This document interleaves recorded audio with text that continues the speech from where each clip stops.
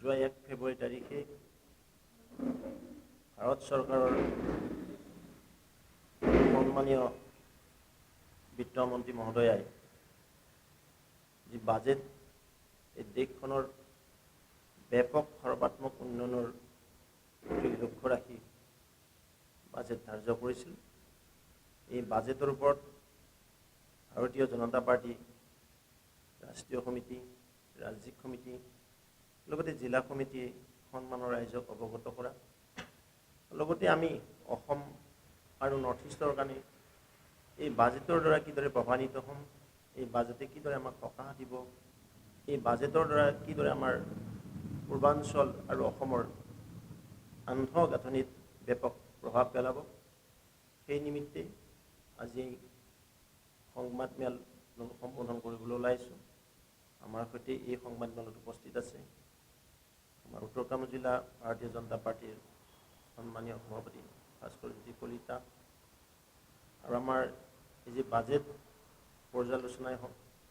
বা বাজেটৰ ওপৰত জনতাক যিদৰে আমি জনাব লাগে, এই গোটেইখিনি কথা লক্ষ্য কৰি দলে 3জনকৈ সন্মানীয় ব্যক্তিক জিলা স্তৰত দায়িত্ব দিছিল। আৰু আমাৰ জিলাৰ আহ্বায়ক সন্মানীয় ৰমেশ শইকীয়া ডাঙৰীয়া আজি এই সংবাদমেলত উপস্থিত আছে। 2014 চনত মোদীজীৰ নেতৃত্বত দেশে এখন সুস্থ সবল আৰু বলিষ্ঠ নেতৃত্বৰ চৰকাৰ ভাৰতীয় জনতা পাৰ্টিৰ জৰিয়তে গঠন কৰি দিছিল NDA এলায়েন্স, আৰু এইবেলি দ্বাদশ বৰ্ষৰ যি বাজেট তৃতীয়বাৰৰ কাৰণে প্ৰধানমন্ত্ৰীৰ দায়িত্ব লৈ দ্বাদশ বাৰ্ষিক যিখন বাজেট যোৱা 1 তাৰিখে অৰ্থাৎ ফেব্ৰুৱাৰী মাহৰ 1 তাৰিখে পবিত্ৰ সদনত আমাৰ সন্মানীয় বিত্তমন্ত্ৰী মহোদয়ে উত্থাপন কৰি দেশবাসীক যিদৰে সৰ্বতোপ্ৰকাৰে আগবঢ়াই নিয়া, দেশৰ আন্তঃগাঁথনি, যোগাযোগ, যাতায়াত, এমপ্লয়মেণ্ট জেনেৰেশ্যন, হেৰিটেজ, আমাৰ যি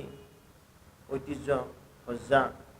এই আটাইবিলাককে সমাহিত কৰি এখন সুন্দৰ বাজেট দেশবাসীক দিছে। তাৰ বাবে মই দেশৰ সন্মানীয় প্ৰধানমন্ত্ৰী নৰেন্দ্ৰ মোদী ডাঙৰীয়াক আৰু আমাৰ কেন্দ্ৰীয় বিত্তমন্ত্ৰী নিৰ্মলা সীতাৰমণ বাইদেউক ধন্যবাদ জ্ঞাপন কৰিছোঁ আৰু শুভেচ্ছা জনাইছোঁ, লগতে অভিনন্দনো জ্ঞাপন কৰিছোঁ। 2047 চনত ভাৰতবৰ্ষক আমি বিকশিত ভাৰত হিচাপে বিশ্বৰ মুকুট দাঙি ধৰা, বিশ্বৰ বুকুত ভাৰতবৰ্ষক এক শক্তিধৰ ৰাষ্ট্ৰ হিচাপে পৰিণত কৰাৰ নিমিত্তে এই অমৃতকালৰ যি বাজেট, এই বাজেটে সমগ্ৰ দেশৰ লগতে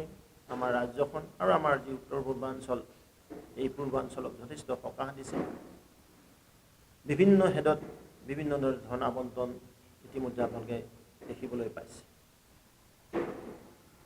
চৰকাৰ বহুত আহিছিলে, বহুত গ'ল। বিশেষকৈ কংগ্ৰেছ দলৰ নেতৃত্বত যেতিয়া চৰকাৰ আছিলে, তেতিয়া ভাৰতবৰ্ষৰ প্ৰধানমন্ত্ৰীৰ নিচিনা পদ অসমৰ পৰা ৰাজ্যসভাৰ সাংসদ হৈও দেশক প্ৰতিনিধিত্ব কৰিবলৈ সক্ষম হৈছিল। কিন্তু তেতিয়া এনেকৈ বাজেট আমি নাপালোঁ, বৰঞ্চ সমগ্ৰ উত্তৰ পূৰ্বাঞ্চল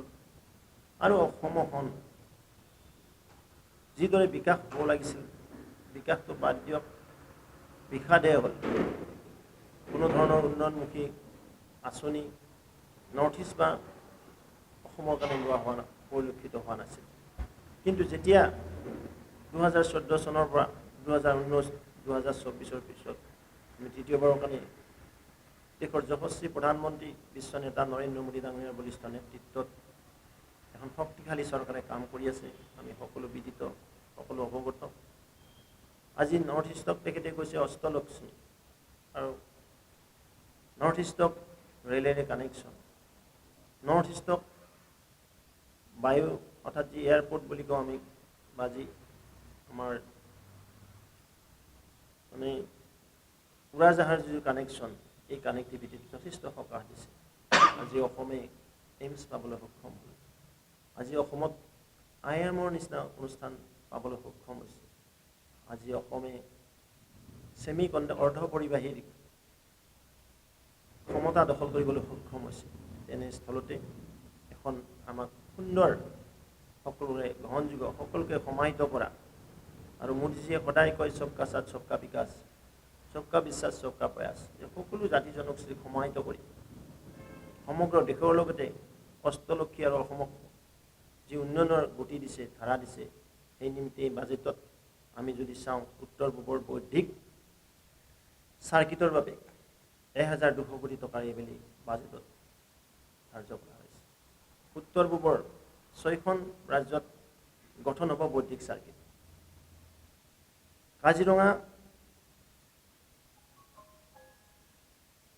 কাজিৰঙাৰ যি উন্নয়ন বন্যপ্ৰাণীৰ যি সুৰক্ষা কাজিৰঙাক যি বিশ্ব ঐতিহ্যৰ কাৰণে নিয়াৰ কাৰণে যি প্ৰয়াস চলাইছে তাৰ বাবে মই প্ৰথমে ধন্যবাদ জ্ঞাপন কৰিছোঁ আমাৰ সন্মানীয় প্ৰধানমন্ত্ৰী ডাঙৰীয়াক আৰু বিত্তমন্ত্ৰী মহোদয়ক এইবেলি লক্তঘৰত নামদাং অভয়াৰণ্য কাজিৰঙাৰ অভয়াৰণ্য উন্নয়নৰ কাৰণে 300 কোটি টকা ধাৰ্য কৰিছে উন্নয়তে যদি আমি চাওঁ ট্ৰাইবেল হেৰিটেজ যিটো গোটেই নৰ্থ ইষ্টখন আমাৰ জনগোষ্ঠীয় আবেষ্টনী আজি নৰ্থ ইষ্টত আমাৰ মেক্সিমাম পপুলেশ্যন আছিলে জনগোষ্ঠীয় যে আমি ট্ৰাইবেল বুলি কওঁ ট্ৰাইবেলৰ বহুত আছে আমাৰ অসমতে চাওক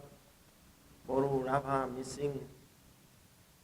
ডিমাচা কাৰ্বি এইপিনে যদি চাওঁ ঠেঙাল এইপিনে চাওঁ যদি দেউৰী আমাৰ বৃহৎ জনগোষ্ঠীবিলাকৰ উন্নয়নৰ প্ৰকল্পে কোনো বাজেট আগৰ চৰকাৰবিলাকে ধৰা নাছিল আৰু মোদীজীৰ নেতৃত্বতে যেহেতু তেখেতে কয় যে সবকা সাথ সবকা বিকাশ সবকা বিশ্বাস সবকা প্ৰয়াস এই হেৰিটেজবিলাকৰ কাৰণে 600 কোটি টকা বাজেটত আহিছে ই আমাৰ সকাহ দিব আমাৰ যি জনগোষ্ঠীয়সকল আছে নৃগোষ্ঠীয়সকল আছে তেওঁলোকৰ সৰ্বাত্মকৰ বিকাশত ঠিক তেনেদৰে অসম ত্ৰিপুৰাত হেণ্ডলুম ক্লাষ্টাৰ এইটো আটাইতকৈ গুৰুত্বপূৰ্ণ আমি হেণ্ডলুম চেক্টৰত হেণ্ডিক্ৰাফ্ট চেক্টৰত আগবঢ়াই নিব লাগিব মোদীজী সদায় আমাক কয় যে local for vocal vocal for local আমি ঘৰুৱা সামগ্ৰীত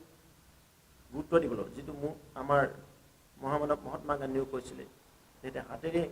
যঁতৰেৰে বস্ত্ৰ কাটি কাপোৰ বোৱাৰ কাৰণে আমাক শিকাই থৈ গৈছে আজি নহয় তাহানিতে ঠিক সেই চেক্টৰটোক ব্যাপক আৰু সৰ্বাত্মক উন্নয়নৰ কাৰণে এইবেলি বাজেটত প্ৰায় 500 কোটিতকৈ অধিক টকা তেখেতে ধৰিছে আৰু এইখন বাজেট কোনো চমক বাজেট নহয় এইখন হৈছে উন্নয়নমুখী বাজেট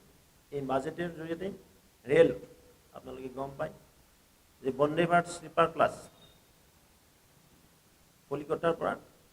গুৱাহাটী আকৌ আৰু এখন স্পীডি ট্ৰেইনৰ ব্যৱস্থাও এই বাজেটৰ জৰিয়তে তেখেতে ব্যৱস্থা কৰিছে সমগ্ৰ উত্তৰ পূৰ্বাঞ্চলক ৰেল কানেক্টিভিটি ব্যাপক আৰু সৰ্বাত্মক উন্নয়নৰ কাৰণে এইবেলি বাজেটত পইচা ৰখা হৈছে নদী পৰ্যটন বুলি কয় ব্ৰহ্মপুত্ৰৰ বুকুত যদি আমি বিভিন্ন ধৰণৰ নৌকা বা যি আমাৰ আগত কিছুমান আছিলে পাঁচনৈ আছে য'ত আমাৰ দেশৰ সন্মানীয় প্ৰধানমন্ত্ৰী ডাঙৰীয়াই এইবেলি পৰীক্ষা পে চৰ্চা তেখেতৰ আগৰ ভিজিটত পৰীক্ষা পে চৰ্চা ব্ৰহ্মপুত্ৰৰ বুকুত বহি আমাৰ উঠি অহা প্ৰজন্মৰ যুৱক যুৱতীসকলক তাত তেখেতে সম্বোধন কৰিছে আৰু তেখেতে এই কথাটো অনুধাৱন কৰিছে আৰু অনুধাৱন কৰি এইবেলি সৰ্ববৃহৎ যোজনা তৈয়াৰ কৰি 1000 কোটি টকা বাজেটত ধাৰ্য কৰিছে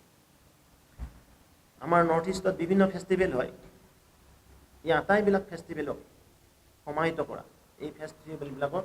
উৎসৱবিলাকত জনমুখী কৰা পপুলিছ কৰা তাৰ নিমিত্তে 400 কোটি টকা এইবেলি বাজেটত ধৰা হৈছে সামগ্ৰিকভাৱে আমি যদি ক'বলৈ যাওঁ এই বাজেটে বিশেষভাৱে সকাহ দিছে উত্তৰ পূৰ্বাঞ্চলৰ ৰাইজক তাতোকৈ সকাহ দিছে অসমক আজি অসমৰ যিমানবিলাক কেন্দ্ৰীয় চৰকাৰৰ আঁচনি আছে আটাইবিলাকতে পইচা দিছে আমি যদি কিতাপখন খুলি চাওঁ বাজেটখন কেৱল অসম আৰু নৰ্থ ইষ্ট কেৱল আৰু অসম আৰু নৰ্থ ইষ্ট ডোনাৰ মণ্ডলক আৰু অধিক শক্তিশালী ৰূপত লৈ যোৱা হৈছে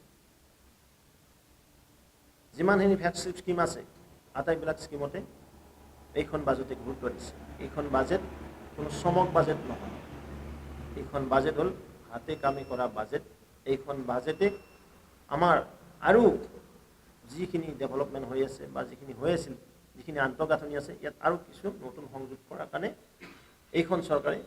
গুৰুত্ব সহকাৰে লৈছে মই তাৰ বাবে আপোনালোকৰ জৰিয়তে আমাৰ দেশৰ সন্মানীয় প্ৰধানমন্ত্ৰী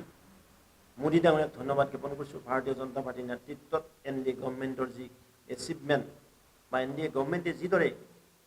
কথা আৰু কামৰ কোনো ডিফাৰেঞ্চ নাই, যি কয় তাকে কৰি দিছে। বহু কথা আমি এপ্লিকেশ্যন নিদিয়াকৈ আজি নৰ্থ ইষ্টে পাবলৈ সক্ষম হৈছোঁ। আজি যদি আমি চাওঁ দ্ৰুত ৰেল সেৱা, আগতে ছিংগল লাইন আছিল। অকল সেয়াই নহয়, বৈদ্যুতিকৰণ হ'ল। আজি গুৱাহাটীলৈকে ৰেলৰ বৈদ্যুতিকৰণ হ'ল, যিটো আজি বছৰ বছৰ ধৰি যেতিয়া ভাৰতীয় জনতা পাৰ্টীৰ নেতৃত্বত চৰকাৰ নাছিলে ডিমাণ্ড কৰি আছিল অসমৰ বিভিন্ন দল সংগঠন সামাজিক অনুষ্ঠানে, কিন্তু কোনো চৰকাৰে ভ্ৰূক্ষেপে কৰা নাছিল। কিন্তু মোদীজীৰ নেতৃত্বত যেতিয়া NDA গভৰ্ণমেণ্ট দিল্লীত গঠন হ'ল, তাৰ পৰৱৰ্তী সময়তে আজি অসমে ডাবল লাইন পাবলৈ হ'ল। আজি অমৃত ষ্টেচন বনোৱা হৈছে। আমাৰ উত্তৰ কামৰূপৰে